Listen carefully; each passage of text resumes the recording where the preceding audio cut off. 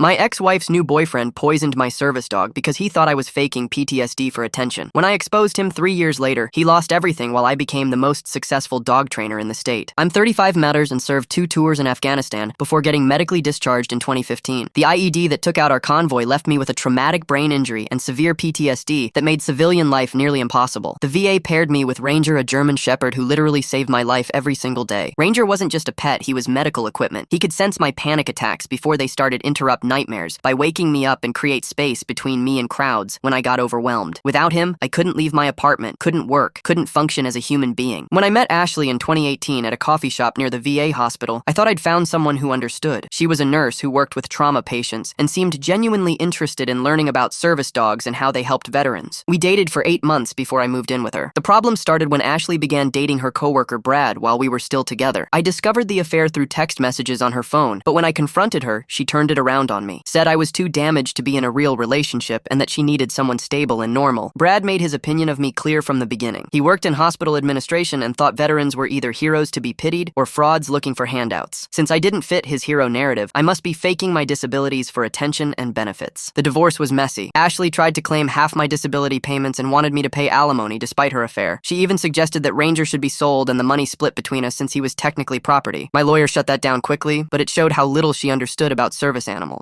After the divorce, I moved into a small apartment across town and tried to rebuild my life. Ranger and I had our routine: morning training sessions at the local park, afternoon visits to veteran support groups, evening walks around the neighborhood. It wasn't much, but it was peaceful. That peace ended when Brad started showing up everywhere I went. He'd be at the coffee shop when I arrived for my weekly therapy appointment, at the grocery store when I was shopping, at the park during Ranger's training time, always watching, always sneering, like he was waiting for me to prove his theory about fake veterans. The harassment escalated over months. Brad would follow close behind us during walks, talking loudly on his phone about welfare queens and disability fraud. He'd film me with Ranger claiming he was gathering evidence of misuse of government resources. Once he even called the police, claiming I had an aggressive dog in a no-pets area. Every incident was designed to trigger my PTSD and prove I was unstable. The constant surveillance and confrontation sent my anxiety through the roof. Even Ranger seemed stressed by Brad's presence, performing his alert behaviors more frequently and staying hypervigilant during our outings. The final incident happened on a Tuesday morning in March. I was at the VA hospital for my monthly psychiatric evaluation when Brad appeared in the parking lot. He must have followed me from my apartment 20 minutes away. This time he brought a woman with a clipboard who introduced herself as an investigator.